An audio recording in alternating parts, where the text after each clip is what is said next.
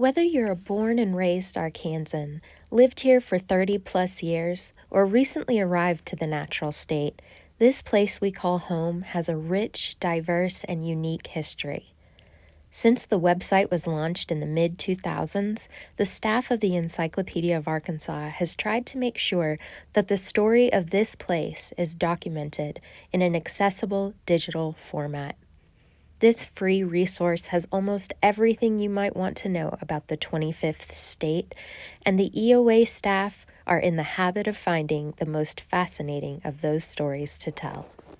The CAL's Encyclopedia of Arkansas launched in 2006 with 700 entries and 900 pieces of media.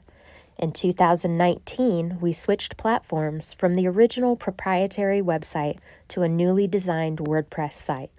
In August 2022, we undertook a further redesign of the homepage, search function, and user experience features. You can stop by the EOA for tidbits like This Day in Arkansas History and Photo of the Day, as well as trending entries and what's been newly updated. And here's a hint, we're updating all the time. We have over 7,000 entries.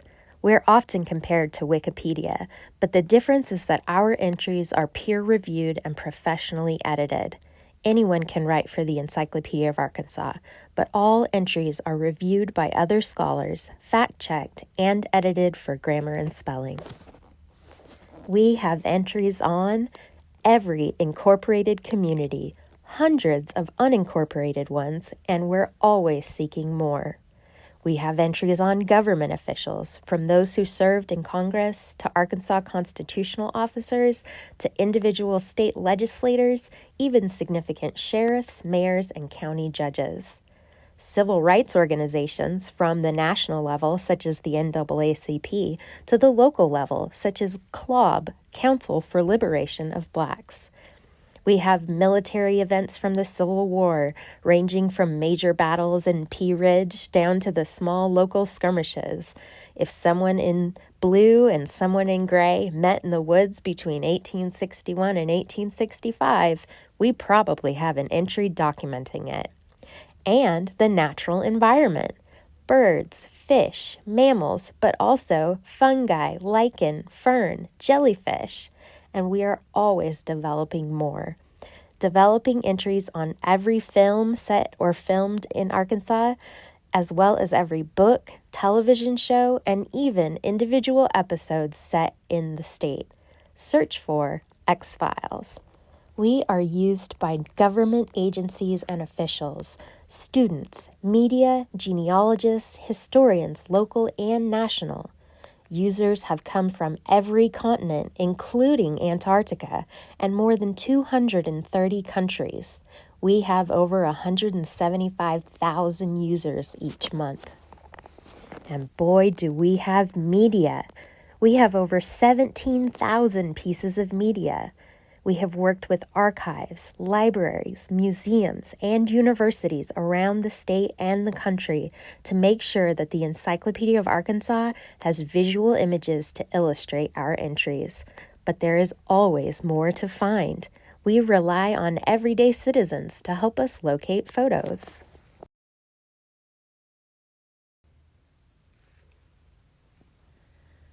Sarah Caldwell, 1924 to 2006, was an internationally recognized American opera director, conductor, producer, and impresario. She was known for staging obscure operas that were performed only rarely because of their difficulty. Sarah Caldwell was born in 1924 in Missouri, but grew up in Fayetteville, Washington County. Recognized as a child prodigy, she was performing by age 10 and graduated high school at 14.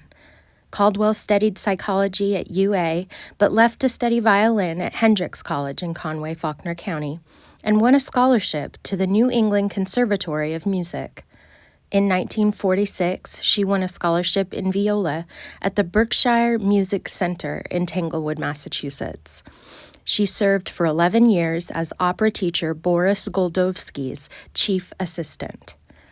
Caldwell became the head of the Boston University Opera Workshop in 1952. In 1957, she started the Opera Company of Boston.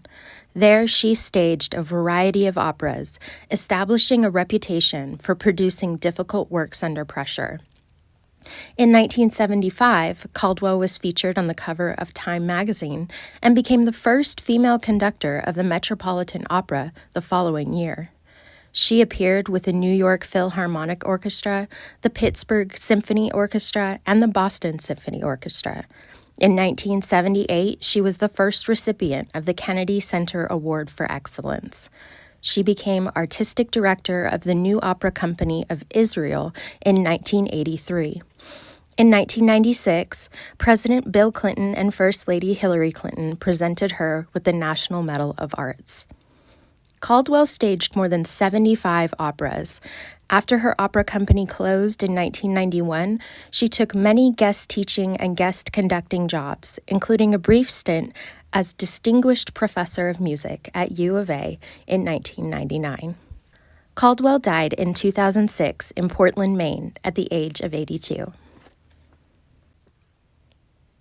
Barbara Ann Hendricks, born 1948, is an internationally recognized leading lyric soprano who has performed light soprano roles in traditional operatic repertoire, demanding premieres of 20th century vocal music, song recitals, and jazz. In addition, she is recognized internationally for her work for human rights and world peace. Barbara Hendricks was born in 1948 in Stevens, Ouachita County. The family lived in Pine Bluff, Jefferson County, but relocated to North Little Rock, Pulaski County in 1957. Hendricks graduated from Horace Mann High School, where she sang in a choir led by Art Porter Sr. She was encouraged to attend the Aspen Music Festival and School in the summer of 1969, and there met the celebrated vocalist and teacher Jenny Terrell, who invited her to study at the Juilliard School in New York City after college. She moved to New York, winning several vocal competitions in the early 1970s, and completed a degree in voice from Juilliard in 1973. She debuted in San Francisco, California in 1974, Paris, France in 1982, and London, England in 1982, as well as with the Metropolitan Opera in New York City, 1987. She has made more than 100 classical studio recordings, including La Voix du Ciel, 1994, which went double gold. During the 1970s, Hendricks became more active in politics and protest, especially anti-apartheid movements. Her interest in humanitarian activities led to her being named a Goodwill Ambassador in 1987 by the United Nations High Commissioner for Refugees. In the 21st century, she has been particularly involved in efforts to assist refugees, citing her own experience as an African American in Arkansas. For all intents and purposes, I was born a refugee in my own country, born without the same protection under the law that the Constitution afforded every white person. Hendricks performed at a gala for President Bill Clinton's 1993 inauguration. She received an honorary doctorate of music from Juilliard in 2000. In 2014, she published her memoir, Lifting My Voice, which features an introduction by Kofi A. Annan, former Secretary General of the United Nations.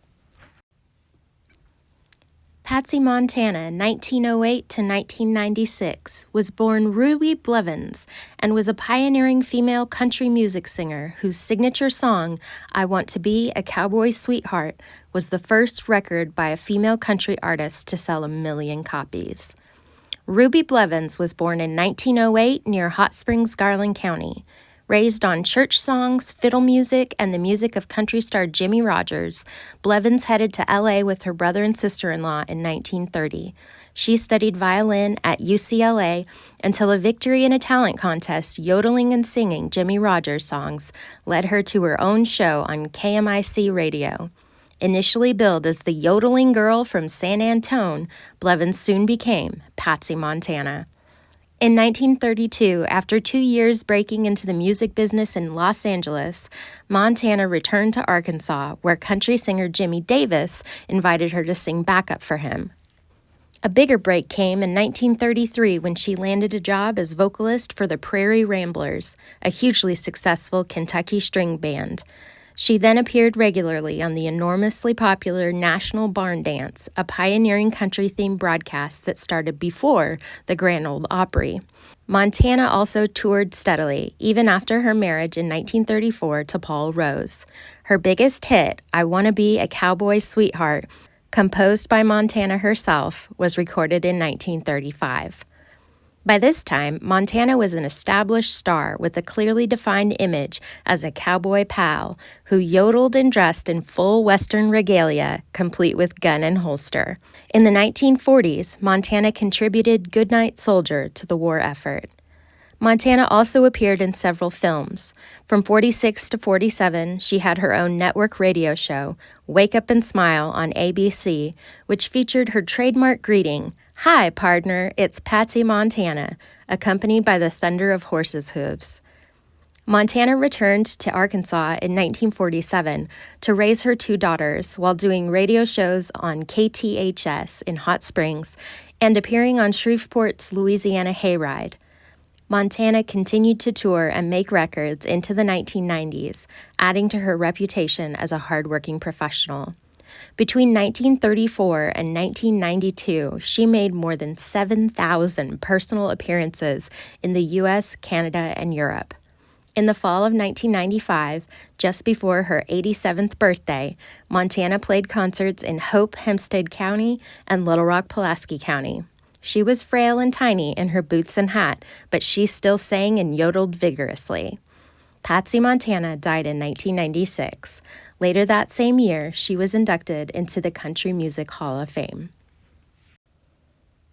Roberta Martin, 1907 to 1969, was one of the most significant figures during gospel music's golden age, 1945 to 1960. A performer and publisher, she reached iconic status in Chicago, where she influenced numerous artists and had an impact on an entire industry with her innovation and business acumen. Roberta Evelyn Winston was born in Helena, Phillips County in 1907. She began studying piano at age 6. Her family relocated to Illinois before she was 10.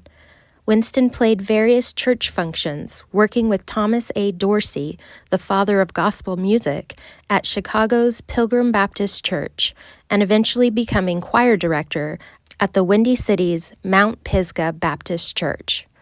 The choral director at her high school taught her in piano and choral directing, inspiring Winston later to attend Northwestern University, where she studied piano in anticipation of a career as a classical concert pianist. She was known as Roberta Martin from the onset of her career in the early 1930s after marrying Bill Martin.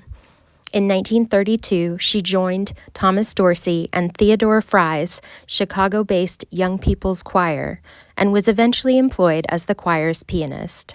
A 1933 concert featuring the Bertha Wise Quartet led Martin to develop a new style of her own. That same year, Martin and Fry founded the Martin-Fry Quartet, later renamed the Roberta Martin Singers. Martin accompanied the group as pianist, but also sang the occasional solo. The Roberta Martin Singers were a hit in the 1940s and 50s, recording for the Apollo and Savoy record labels and earning several gold records. In the early 1940s, female voices were added.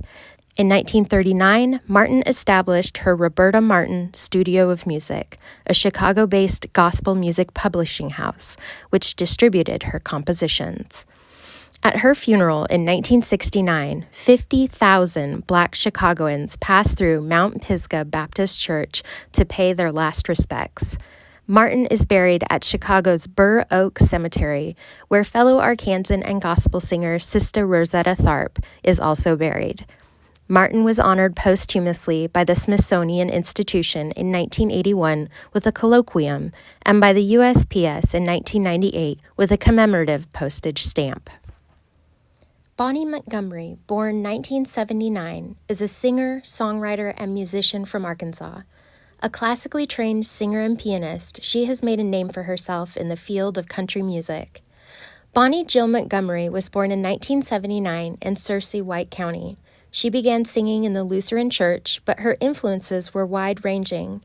Her mother's shop sold instruments as well as recorded music, which Montgomery listened to and absorbed. Montgomery graduated with a bachelor's in music from Ouachita Baptist University, OBU, including a semester in Austria studying opera. After OBU, Montgomery lived in China for a year teaching English.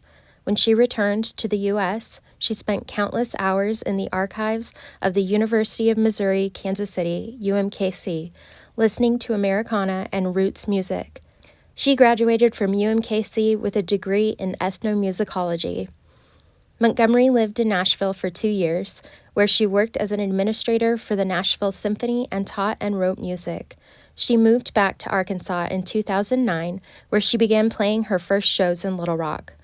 In 2011, she premiered her folk opera, Billy Blythe, about a young Bill Clinton. Set in 1959, when Clinton was a teenager living in Hot Springs, Garland County, the one-act opera was performed in Arkansas and New York.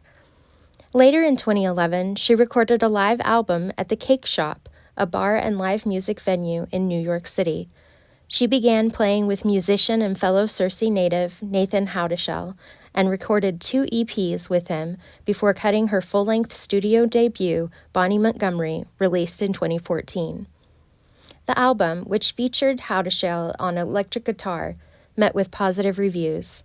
The Arkansas Dem Gaz called it a magical debut, praising Montgomery's stunning voice.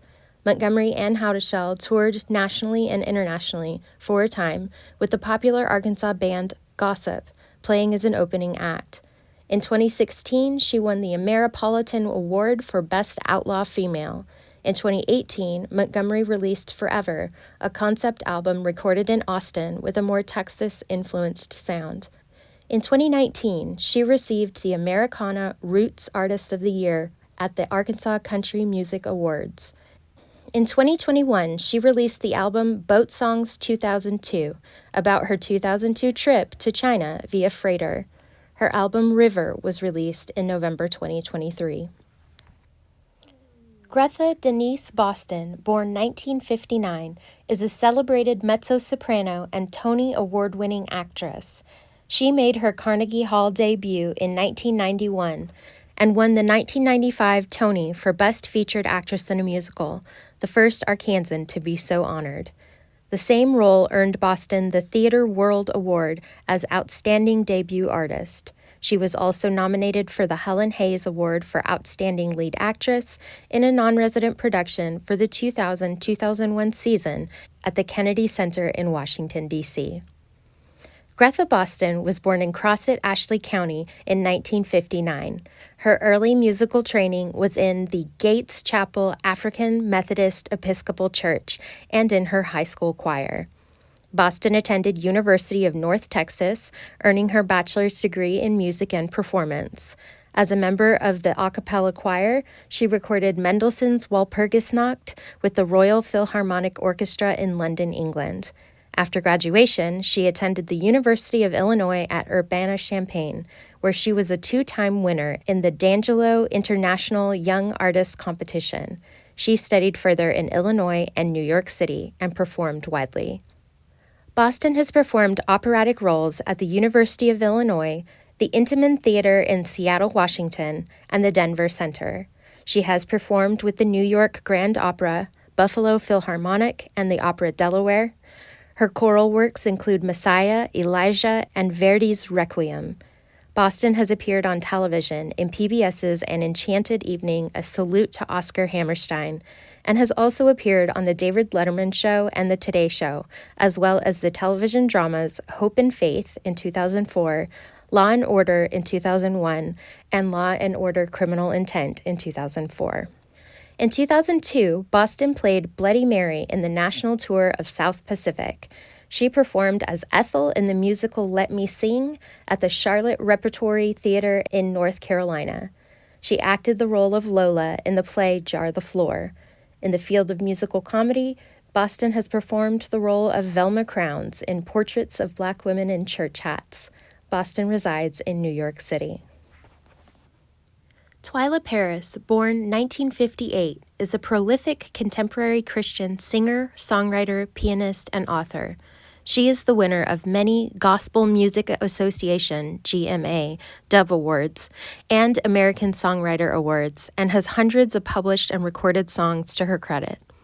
Hymns and choruses she has composed have appeared in such widely varying hymn collections as the United Methodist Hymnal and the Baptist Hymnal, as well as those of various Pentecostal and non-denominational churches.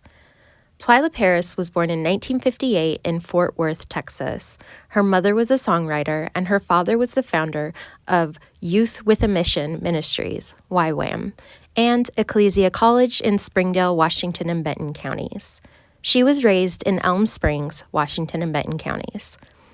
Paris was involved in church music since childhood, but her career as a singer-songwriter and public figure essentially began in 1981 with the release of her first full-length album, Knowin' You're Around. In the 1980s and 1990s, she was at the forefront of the praise and worship movement among church musicians and Christian artists. In 1992, her album Sanctuary won the GMA Praise and Worship Album of the Year. Her Dove Awards include Female Vocalist of the Year for 93 and 94, and in 1995, she won the GMA Song of the Year Award for God is in Control. In 2007, she released Small Sacrifice, which was made available only through her website and Lifeway Christian stores. Paris has produced more than 15 albums and has had over 30 #1 hit songs on the Christian contemporary charts. She has worked with such well-known contemporary Christian artists as Amy Grant and Michael W. Smith. In addition, she is a published author with several books to her credit that, as with her music, deal with personal worship and praise in devotional life. Paris has been a spokesperson for World Vision for several years and has performed a number of benefit concerts for that charity. In 2015, she was inducted into the Gospel Music Hall of Fame. Born in 1942, Arkansan native Amina Claudine Myers is a noted pianist, singer, educator, recording artist, and composer who gained prominence in Chicago and New York City beginning in the 1970s. She has had a long career in jazz, choral orchestral music, and theater. Myers was born in 1942 in Blackwell, Conway County. She studied classical piano at Sacred Heart Catholic School in Morrilton, Conway County, and she graduated from Sullivan, Morrilton's African American high school. She received a scholarship to Philander Smith College in Little Rock, Pulaski County, where she majored in music education. During her sophomore year, she began playing at the Safari Room, a jazz club in Little Rock's African American 9th Street Business and Recreation District. After graduating, Myers moved to Chicago to teach music at George T. Donahue's elementary school for 6 years. At this time, she became a member of the Association for the Advancement of Creative Musicians, AACM. Myers began composing for big band and various ensembles. In 1975, she wrote and directed the musical I Dream. In 1976, Myers moved to New York City and soon began composing music for off-Broadway productions. Myers toured Europe with the Lester Bowie Quintet. Among other appearances around the world, Myers performed in Cape Town, South Africa, at the North Sea Jazz Festival, and in West Africa. Her larger works include compositions for chamber orchestras, chorus, pipe organ and percussion, voice, piano, and percussion, and a staged piece showing the workings of the mind, which include original artwork by Myers. Focus, another mixed media piece, included photographic images from Myers' hometown of Blackwell. Her work, How Long, Brethren, based on African American protest songs, was originally performed by Helen Tamiris and was recreated by choreographer Diane McIntyre. In 2010, Myers was commissioned by the Chicago Jazz Institute to compose and direct Sweet Mary Lou, a composition for jazz orchestra in honor of what would have been the 100th birthday of the late composer, arranger, and pianist Mary Lou Williams. Myers has performed at Lincoln Center, Carnegie Hall, Town Hall, the Brooklyn Academy of Music, the Iridium Club, and Birdland. She has received many honors, including grants and awards from the National Endowment for the Arts, Meet the Composer, and the New York Foundation for the Arts. In 2024, at age 82, Myers released a new album. Marjorie Florence Lawrence, 1907 to 1979, an Australian native and star soprano with the Metropolitan Opera Company of New York City, became an exemplar for endurance when she rebuilt her career after being stricken by polio. Despite the professional opinion that she would never sing again, she started over, first by singing from a wheelchair or platform, and then by managing to stand and sing. From 1941, Lawrence lived outside of Hot Springs, Garland County, and held summer opera coaching sessions at her ranch, Harmony Hills, which advanced the cause of classical music in Arkansas. Marjorie Lawrence was born in 1907 in Australia. After high school, she studied voice in Melbourne, won a vocal contest, and studied 3 years in Paris, France. In 1932, she made her debut in Monte Carlo. She made her debut at the Paris Opera in 1933. She performed and also recorded. In 1935, she made her debut at the Metropolitan Opera House in New York, where she soon became a fixture, singing every season for years. Lawrence was also busy on the concert circuit. She returned to Australia for a concert tour and also performed in Buenos Aires, Argentina. In 1941, she married Dr. Thomas King, a young physician in New York City. 3 months later, while rehearsing in Mexico City, she collapsed. Her husband rushed her to Hot Springs in hopes of alleviating her pain. First treated at St. Joseph's Hospital, she improved until she could go daily by ambulance to the Maurice Bathhouse. Faced with the possibility of nearly total disability due to polio, the couple bought a home outside of Hot Springs. Lawrence worked in radio in 1942, where, of course, her wheelchair-bound condition was unimportant. She performed at a Metropolitan Opera Guild luncheon and at a town hall recital. By December 1942, she returned to the Metropolitan, singing from a couch. She performed in concerts extensively, and in 1943 sang the very demanding role of Isolde in Wagner's Tristan und Isolde in Montreal. A single Metropolitan performance followed in 1944, but General Manager Edward Johnson considered a wheelchair-bound Isolde to be unsightly. Support came from Franklin Delano Roosevelt in 1943. From an old veteran to a young recruit, my message to you is carry on. She sang the Star-Spangled Banner at his 1945 presidential inauguration. In 1944, she headed off to the Pacific Theater of World War II, performing for more than 50,000 GIs and diggers, Australians, with special concerts for the critically wounded. She sat behind a screen that was removed at the start of each concert. Waltzing Matilda was her signature song. In 1945, she toured Europe. In occupied Germany, she sang with the Berlin Philharmonic. By 1947, her recovery had reached the point that she could stand and sing. Meanwhile, she had been working on her autobiography. Interrupted Melody, The Story of My Life, 1949, became a bestseller, and in 1955 was the basis for an Oscar-winning motion picture. The Southern premiere of the film took place at the Malco Theater in Hot Springs in 1955. Lawrence sang publicly during a 1966 visit to Australia, and her last recording, appropriately of Waltzing Matilda, was made there in 1976. Anita Marie Pointer, 1948 to 2022, was an original member of the singing group, the Pointer Sisters. She started singing gospel in her father's church in West Oakland, California, and went on to attain pop and R&B stardom. Anita Pointer was born in 1948 in California. Her parents were Arkansas natives, and 2 of her older siblings were born in Little Rock, Pulaski County, before the family moved to California. The family drove almost yearly from California to Arkansas to visit Pointer's grandparents. As a child, Pointer loved Arkansas so much that she did not want to leave one year, so her mother allowed her to stay in Prescott, Nevada County with her grandparents to attend 5th grade. She went back to Arkansas again for 7th grade and 10th grade. Pointer noticed the differences between Oakland and racially segregated Prescott. Going to school in the segregated South is an experience that will bring history to life. The colored-only and white-only signs I never saw in Oakland, even though there were places we knew not to go, just because. She was a member of the McRae High School band, playing alto sax. Pointer and her sisters began singing gospel at their father's Church of God. Before long, Bonnie and June Pointer began performing as a duo in the Bay Area, calling themselves Pointers a Pair.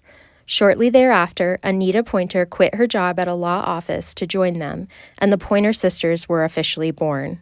Ruth Pointer later joined the group, and they released their debut album in 1973. Critics called the Pointer Sisters the most exciting thing to hit show business in years. The Pointer Sisters were the first Black female group ever to perform at the Grand Ole Opry, and their song Fairy Tale, written by Anita and Bonnie, won the sisters their first Grammy Award in 1975 for Best Country Performance by a Duo or Group. Elvis Presley later did his own recording of Fairy Tale. With her sisters, Pointer performed in front of millions around the world and recorded 18 albums and one solo album. She performed in diverse settings from Disneyland and the San Francisco Opera House to Carnegie Hall and the White House. She also performed on such television shows as American Bandstand, Soul Train, The Tonight Show, and Arsenio Hall. The Pointer Sisters were the recipients of many music awards, including 3 Grammys and 3 American Music Awards. They were awarded 5 gold records, 1 platinum record, and 1 multi-platinum record. In 1994, they were presented with a star on the Hollywood Walk of Fame.